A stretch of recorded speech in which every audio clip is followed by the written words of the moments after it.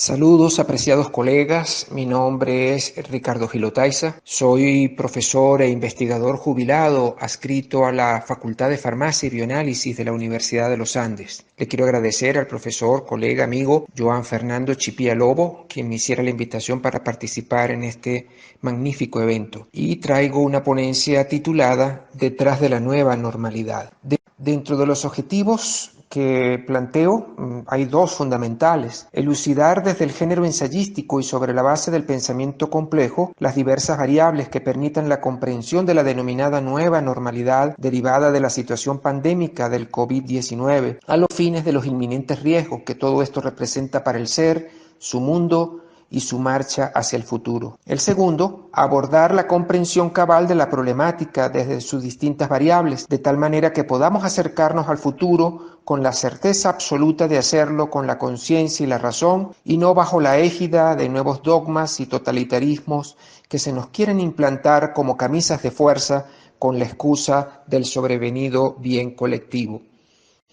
Y dentro de los contenidos que abordaré en los próximos minutos está una introducción, luego doy comienzo a la disertación con la escisión del ser, luego continúo con nuestro mundo, posteriormente abordo la complejidad de lo humano y finalizo con unas reflexiones finales y con un epílogo.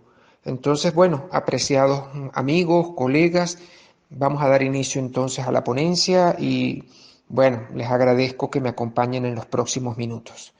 Vamos entonces a comenzar con la introducción.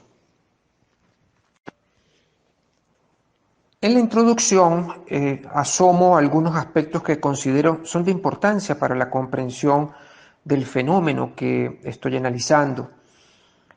Con la irrupción de la pandemia del nuevo coronavirus, muchos gobiernos se aprovechan para conculcar los derechos de los ciudadanos, hasta el punto de plantearse sin pudor alguno el oxímoron de la nueva normalidad. Es decir, oxímoron se refiere a dos variables, dos vocablos contrapuestos que se anulan, pero que traen como consecuencia una nueva noción de lo que se está pretendiendo plantear. No es gratuita su utilización en las actuales circunstancias, ya que esconde una intencionalidad al plantearse que la normalidad a la que tenemos que acostumbrarnos a partir de ahora no es la que conocíamos, sino la que fuerzas ajenas a nuestro interés nos imponen como realidad. Lo ideal sería que el planteamiento trajera la certeza de la transitoriedad, luego de la cual retornemos a la vida de siempre, pero eso no es lo que se nos dice. Entonces, esta preocupación, quizás la de muchos sobre el planeta, me ha llevado a elucidar qué hay detrás de todo esto. No es gratuito, no es algo fortuito que se nos presente ese oxímoron de la nueva normalidad. Sobre todo, como lo digo acá en la lámina, que no se hace la salvedad de que se trate de algo transitorio, algo que no es permanente, que va a pasar, sino que a pesar de que la pandemia sea superada, como de hecho va a ser, porque ya hay vacunas en el mercado internacional, ya se están ensayando nuevos fármacos, pero a pesar de todo eso se nos plantea una nueva normalidad. Es decir, la excusa es la pandemia, pero en realidad hay un mar de fondo. En este sentido, apreciados colegas, nuestras libertades, aquellas que nos hacen más humanos, son vulneradas de la manera más atrabiliaria al privársenos de nuestros derechos con la excusa del bien colectivo. Es una excusa muy manida, muy sobada, muy utilizada por, digamos, jefes de gobiernos, sobre todo de gobiernos totalitarios. Nuestro futuro inmediato no dependerá ya de las cepas mortales, ni de la transmisión o del contagio, porque como lo he dicho en el anterior audio, pues en algún momento todo eso será resuelto, sino de decisiones de orden político ideológico. lo cual es peor a todas luces que la pandemia en sí misma. Entonces, siento que se busca escindir el ser, es decir, fragmentarlo en su esencialidad, acallarlo, debilitarlo en sus afectos y fortalezas, básicamente en sus principios y en sus valores, que son las columnas, los ejes centrales de toda vida, cosificarlo, es decir, convertirlo en un objeto, el uso ineludible de la tecnología digital para interaccionar de manera sincrónica y asincrónica. No se nos permiten muchas actividades con la excusa de la pandemia, pero nos están llevando de manera acelerada hacia una digitalización. Entre otros aspectos también destruir sus referentes fácticos, es decir, los referentes propios de nuestras vidas, como son la familia, la sociedad, en nuestras comunidades, la escuela, la universidad, etcétera, la calle. Debilitar los lazos generacionales e intergeneracionales. Lógicamente que al privársenos del contacto directo se debilitan esos lazos. Desatar el miedo y la inseguridad como armas de control social. Sobre todo esto último, apreciados amigos, y lo vemos con inusitada preocupación en los últimos meses. La denominada nueva normalidad es el anuncio de la batalla que tenemos por delante, apreciados amigos, y que daremos con todas nuestras fuerzas e inteligencia. Si no queremos que el mundo que les aguarde a nuestros hijos y a nuestros nietos sea el mero resultado del tinglado de fuerzas oscuras que pugnan por el control global. Desde los tiempos del Tercer Reich, la humanidad no había sido testigo de un proyecto hegemónico global de tal magnitud como el enunciado con esta nueva normalidad, que se ha puesto en marcha a paso vertiginoso desde mucho antes, por cierto, de la irrupción del nuevo coronavirus. Tal vez sea este una consecuencia de todo aquello y no una causa como algunos piensan. Los próximos meses serán cruciales para el mundo. Entonces, apreciados amigos, el proyecto hegemónico está en marcha, no es paranoia, no son temores infundados. Todas las variables que se observan en el entorno planetario están orientadas a eso. Y hay que estar preparados para esa circunstancia, sobre todo porque se nos pretende conculcar uno de los derechos fundamentales, que es la libertad. La libertad para salir, para viajar, para asociarnos, para reunirnos, etcétera, con la excusa del bien colectivo. Pero, sin embargo, muchos de los gobiernos de países digamos que están bajo regímenes totalitarios, están profundizando aún más sus controles sobre las sociedades. Y esto les ha caído de perlas, por supuesto, porque la excusa les cayó del cielo. Una crisis pandémica, se cierran aún más los caminos, se conculcan aún más las libertades y la excusa está allí. Y ellos quedan libres de toda culpa o de cualquier atisbo que se pudiera interpretar como que se busque aún más profundizar ese totalitarismo. Entonces, amigos, como lo dije en la última línea, los próximos meses serán cruciales para el mundo. Continuemos. Ya en la fase del desarrollo de la ponencia está el primer subtítulo, la decisión del ser. De seres del ahora pasamos a constituirnos en seres asincrónicos, postergados, fuera del momento en el que transcurre la vida. De seres reales y fácticos dimos el salto a lo virtual e interaccionamos con la nada, es decir, con las fantasmagorías propias de lo digital. La ciudad real, la polis, en la que es posible el cotejo entre iguales, en la que se cuece la dinámica social para hacer de nosotros seres sociales, cede su supremacía a pasos agigantados a lo inexistente, a lo intangible e inasible.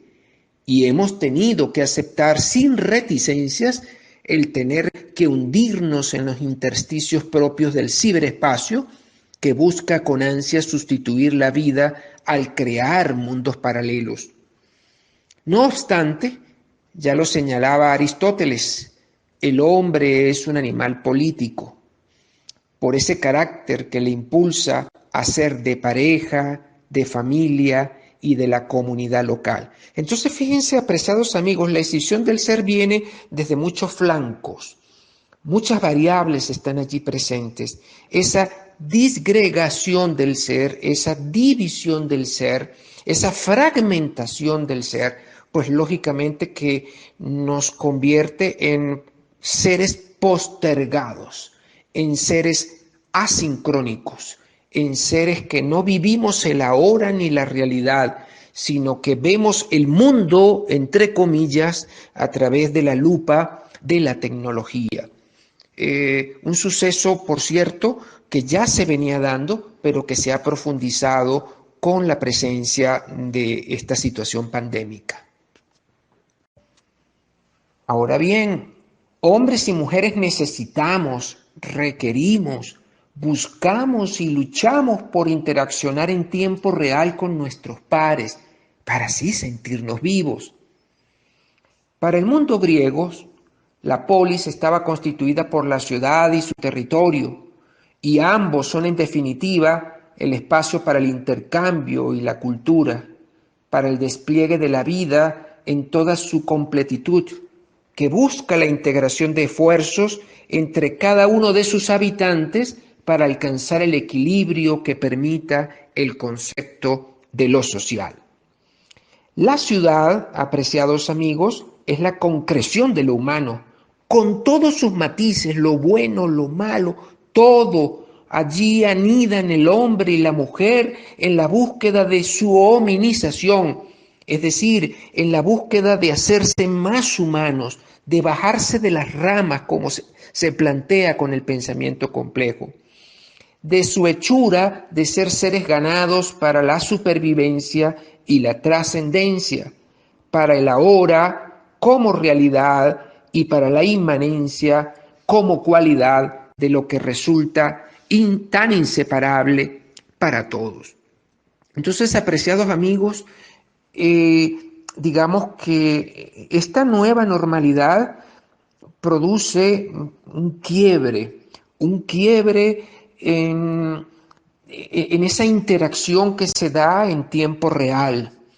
Allí se produce una escisión profunda del ser, porque nosotros necesitamos, porque estamos en medio de una sociedad, estamos en organizaciones, estamos en la ciudad, estamos en la familia, etcétera, insertos en diversos contextos, requerimos, ansiamos, anhelamos, buscamos la interacción con los otros, pero una interacción verdadera, una interacción cara a cara, una interacción donde sintamos el calor de ese otro ser, de esa otra persona. Y lógicamente que ese primer quiebre que se busca con la nueva normalidad viene por la vía de separar esa dualidad persona a persona que se ha dado desde los inicios de la humanidad. Continuemos. La escisión del ser, visto así el panorama, no es cuestión sencilla, apreciados amigos, ni que debamos tomarla a la ligera, ya que se pretende imponer la virtualidad por sobre lo real como un modo de vida, ni más ni menos. La mera abstracción por la realidad. Es decir, no tocamos la realidad, sino estamos en la abstracción, en ese algo etéreo que es y no es. Se le da preeminencia así a lo maquinal, por encima de la condición humana, lo que se traduce en profundos desequilibrios de diverso orden, espirituales, emocionales, personales, como un todo la persona, familiares y por ende sociales. Las consecuencias, apreciados amigos, no se han hecho esperar. Vemos con alarma en el contexto planetario cómo se han incrementado muchos males, un aumento de la tasa de suicidios, desempleo, sustitución de la mano de obra, individualismo, pérdida de la noción de comunidad y de ciudad, implosión del núcleo familiar, pérdida de la noción de la escolaridad, disolución de los lazos de amistad, debilitamiento de la sinergia y el resquebrajamiento de los sentimientos de empatía, apoyo y solidaridad. Hay un mensaje que me gustó bastante, que es de Edgar Morin, el padre del pensamiento complejo. Es un hondo mensaje, lo voy a leer lentamente. La gigantesca crisis planetaria es la crisis de la humanidad que no logra acceder a la humanidad. Profundo mensaje que deberá llevarnos a reflexión y a la acción. Una reflexión que se quede allí es solamente abstracción. Tenemos que dar el salto cualitativo hacia la acción. Continuando con el desarrollo en este apartado que es subtitulado Nuestro mundo. Detrás de las máquinas están las manos humanas, por supuesto, pero de ser apéndices creados para facilitar el trabajo, han pasado peligrosamente a convertirse en el centro de nuestras vidas. De hecho, nuestro mundo está inserto en un orden tecnológico. El cientificismo propio de nuestros días y que nos viene desde hace muchos años, a raíz de la razón ilustrada, nos cosifica, nos mecaniza, hasta el punto de hacer de nosotros seres que solo respondemos a los dictámenes de lo genético, animales a secas, abstrayéndonos de todo aquello que ha hecho de lo humano ambivalencias tan admirables como la pasión y la razón, la creación y la deconstrucción, la verdad y la mentira, el erotismo y la animalidad, lo telúrico y lo espiritual, lo abstracto y lo real, entre muchos otros portentos. Entonces, ese cientificismo, repito, no es de ahora, y los productos de esa tecnociencia, como podría ser la tecnología digital de nuestros días, pues no ha nacido en el último año y medio con la crisis pandémica, viene de atrás, pero ha progresado esa utilización de la tecnociencia y ha dejado de ser ese apoyo que nosotros buscamos para la realización o para facilitarnos el trabajo en casa, el trabajo en el hogar, el trabajo en la oficina, etcétera, o para comunicarnos. Y se ha transformado prácticamente en el centro, en el eje de nuestras vidas. Es decir, en una familia donde no haya la posibilidad de acceso a las nuevas tecnologías, esa familia está en las cavernas sencillamente. Entonces, así tan importante se ha convertido la tecnología en nuestros días. La ciencia deberá ocupar en nuestras vidas un lugar desde donde sus designios no caigan en contradicción con todo aquello que nos humaniza. Es más, la ciencia deberá contribuir con tal aspiración civilizatoria. Recuerde que ya les había hablado de la hominización, es decir, hacernos humanos. Y es una aspiración civilizatoria, bajarnos de las ramas en palabras más sencillas. Los productos de la ciencia, de la mano con la tecnología tecnociencia, deberán estar al servicio del ser humano, pero no convertirlo en su esclavo. La tecnociencia tendrá que seguir siendo un medio por sí misma y no un fin, como muchos pretenden hoy con inusitado éxito mediático y fáctico. De no percatarnos de esta exigencia, entraremos en un lugar, fíjense que lo he colocado o lo he puesto con comillas, sin retorno, en el que pasaremos de ser el centro de toda actividad, desarrollo antropocéntrico unido al medio natural y al planeta, a meros engranajes de procesos robotizados que piensan por nosotros, que de alguna manera no sustituyen. Estamos avanzando a pasos acelerados hacia esa robotización.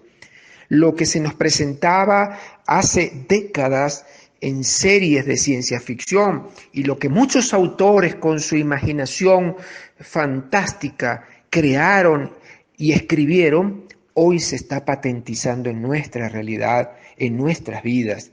Y la excusa de la pandemia pues ha sido el salto cualitativo que necesitaba esa robotización, esa transformación de nuestras vidas, en cuyo eje fundamental es la tecnociencia. Es la pandemia entonces la excusa perfecta para dar ese salto y para escindir el ser. Como ya lo he expresado, desafortunadamente la pandemia del nuevo coronavirus ha sido el punto de inflexión que ha posibilitado el gran salto definitivo de lo presencial a lo maquinal, de lo real a lo virtual, como queda dicho, y se nos amenaza con hacerse permanente y una forma normal de vida. Estamos entonces frente a una tentativa de meter en cintura desde el poder hegemónico del Estado o de entes supra, lo que hasta ahora ha sido nuestra vida, es decir, lo que ellos califican como lo extraño e irreductible, para ser reducida a un algo tecnológicus, entre comillas, que está fuera de nuestra propia naturaleza y que ese algo se convierta en una interfaz entre nosotros y la realidad. Es decir, ya no va a haber una realidad persona a persona, sino esa interfaz es la que posibilita esa comunicación, esa vida, entre comillas, de la que hemos venido hablando en los últimos minutos. Según la mentalidad de los ideólogos de la nueva normalidad, el mundo que nuestras generaciones conocieron hasta hace apenas año y medio o poco más de año y medio, no era lo que pretendía ser y hay que cambiarlo. Por eso se nos está planteando una nueva normalidad, se nos están planteando nuevos escenarios, una nueva era. Muchos hablan hasta de un reseteo global, que significa pues prácticamente lo mismo, borrón y cuenta nueva hacia una nueva humanidad, pero una humanidad a la que se le ha conculcado todos los derechos y todo lo que significa esa hominización que se ha alcanzado y que no se ha completado porque somos seres inacabados aún en nuestros días. Entonces, el escenario no es nada fácil, apreciados amigos. El escenario no es de ciencia ficción. Está tocando una realidad planetaria hoy, en este momento. Dentro del apartado que he subtitulado La complejidad de lo humano. Visto entonces el panorama, se otean circunstancias que buscan con afán dar un salto hacia un nuevo orden anclado en lo tecnológico. El Homo Technologicus, en el que el centro de nuestra atención sea irrumpir desde nuestro espacio más íntimo y personal hacia un mundo signado por lo digital e inacible, que busca suplir en todas sus aristas y circunstancias las necesidades de la gente. Urge entonces, apreciados amigos, el despertar, el ir tras la conquista de una hominización que afiance los valores de lo humano y que no cedamos conquistas ya alcanzadas durante siglos de experiencia histórica que han hecho de nosotros seres ganados a las más altas cimas de realización personal y colectiva. Entonces, es una lucha entre una pretendida nueva normalidad, una pretendida nueva realidad, un pretendido nuevo escenario frente a la complejidad o versus la complejidad del ser. Es decir, los seres humanos no somos seres simples, somos seres complejos, cuya trama, cuya urdimbre de variables hace de nosotros seres ambivalentes. Entonces, esa ambivalencia que nos ha permitido estar hoy acá, luego de muchos siglos de haberse iniciado el mundo, pues esa ambivalencia y esa complejidad es la que permite que el ser humano alcance sus más elevadas cimas, sus más anheladas metas y haya llegado a niveles como los que hoy exhibe. Entonces, estamos en una lucha de una nueva normalidad que pretende cercenarnos frente a la complejidad del ser, que pugna por ser más humanos, que pugna por una hominización que no concluye, que pugna por una autorrealización, que es una de las esperanzas y de los anhelos más grandes de cada persona y en definitiva de la humanidad. Como les venía diciendo, no obstante, la nueva normalidad contradice la complejidad de lo humano, que responde a la confluencia de múltiples variables que se interrelacionan, se tejen en una suerte de tapiz para hacer de nosotros seres diversos, pluridimensionales, que buscamos no solo la comprensión de nuestro mundo de relaciones, sino también la inserción en él, y sin más restricciones que las derivadas de nuestros deseos, anhelos, decisiones, metas que nos hayamos puesto en nuestras vidas. El poder por el poder hace que se nos quiera ver como seres simples, como ya había explicado, cuando la experiencia nos dice todo lo contrario, que nuestro trajinar por la tierra ha sido exponencial y sinérgico, lo que ha implicado la interretroacción, el impactar el presente corrigiendo los errores del pasado, montándonos sobre los hombros de los gigantes del ayer, para así empujar la página del libro de la vida hacia nuevos e insospechados derroteros.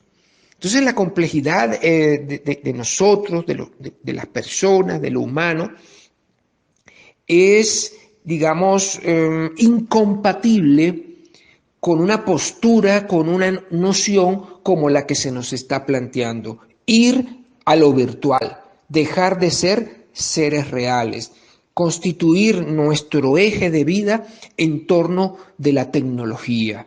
Y nos estamos perdiendo en el ínterin una serie de circunstancias que son deliciosas, que nos hace sentir que estamos vivos, que estamos insertos en un mundo hermoso, con grandes potencialidades, que nos hace perder o que busca hacernos perder esa interacción con los otros seres que conforman con nosotros la biosfera, lógicamente lo que implica en todo el sentido, la literalidad del vocablo, la vida.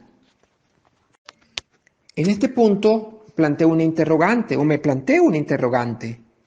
¿Es la pandemia del COVID-19 el gran punto de inflexión, como lo fue en su momento, por ejemplo, el descubrimiento de América para la Edad Media, que traerá consigo el quiebre de la denominada posmodernidad para entrar de lleno en la era tecnológica o digital u otra de nuevo cuño? Recordemos, apreciados amigos, que muchos pensamos, consideramos que estamos insertos en un mundo posmoderno, pero ha habido un quiebre de esa posmodernidad.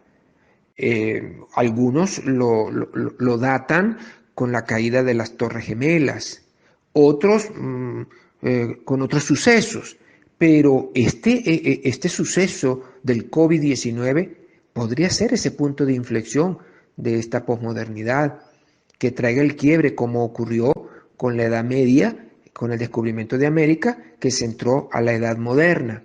Entonces, ciertamente, la pandemia ha sido un punto de quiebre, eso es innegable, todos lo sentimos así. Ahora bien, eso no significa que la consecuencia necesaria de ese quiebre tenga que ver con la pérdida de nuestra libertad, de nuestra condición de seres complejos que nos mecemos entre la abstracción y la realidad. Una cosa es que nosotros nos mecemos entre la abstracción y la realidad, y otra es que se nos pretenda imponer una abstracción como realidad. Hay una diferencia fundamental, apreciados amigos, que quiero que la capten. El ideal de una nueva era o de una nueva normalidad o de un nuevo espacio, etcétera, sería alcanzar un profundo sentido de lo humano. Ese sería el ideal, no robotizarnos, no convertirnos o cosificarnos, convertirnos en máquinas o hacernos esclavos de la tecnología, no, un profundo sentido de lo humano, tan comprometido con sus propias solidaridades, que no hagan falta los gobiernos ni las fronteras. Ese es el ideal, que los conflictos no se hagan solidarios, como nos plantea Edgar Morin. Reflexiones finales. Las palabras siempre importan, nos lo recuerda el Premio Nobel de Literatura Mario Vargas Llosa, el gran autor peruano español Mario Vargas Llosa. Y cuando se nos habla de nueva normalidad, debemos darles el peso que tienen. El oxímoron que encierran denota un antagonismo. Sin embargo, la estructura de la frase nos dice que no fue lanzada al voleo por salir al paso a la situación pandémica, sino que tiene una connotación que va más allá de lo lingüístico, para internarse en los territorios de lo filosófico y de manera específica en el terreno de lo ontológico, es decir, en el terreno del ser. De seres sociales, por definición, como queda visto, pasamos a ser exiliados en nuestros propios dominios, es decir, en nuestros hogares, reinventándose así el núcleo familiar y estableciéndose además una dialógica que trajo consigo fuertes lazos entre los miembros del núcleo, pero también graves desavenencias y rupturas. No es una noticia nueva para ninguno de ustedes el hecho de que en este año y medio muchos hogares se han quebrado. La pandemia los rompió porque la comunicación que se dio entre los miembros de esos núcleos familiares no fue una comunicación diáfana, no fue una comunicación cercana, sino que trajo rupturas. Es decir, el encerrarnos en nuestras casas y el impedirnos cotejarnos con los otros, con amigos, con compañeros de trabajo, con compañeros de estudios, con los vecinos, en reuniones, etcétera, trajo que esas relaciones familiares implosionaran. Y al implosionar, pues lógicamente que trajo rompimiento por esa dialógica que se ha establecido entre parejas y entre padres e hijos. La tendenciosidad del cambio que se nos está planteando, en el caso de la crisis pandémica, nos llega por voluntad de entes supra que buscan hacerse del control político y económico en el contexto planetario. Ya no se trata del normal fluir de toda vida humana y de toda sociedad, sino de una imposición que busca doblegar voluntades y hacer de nosotros piezas de un tablero hegemónico que no deberíamos estar en la disposición de aceptar.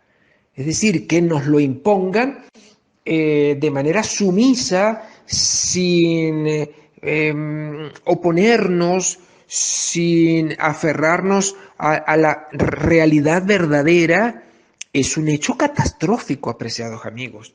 El dejar que se nos imponga una nueva normalidad a secas, sin diatriba, sin defender nuestros derechos, permitiendo que se nos vulneren, se nos conculquen la libertad, entre otros, es una situación sumamente grave que nos retrotrae a situaciones superadas de muchos siglos atrás.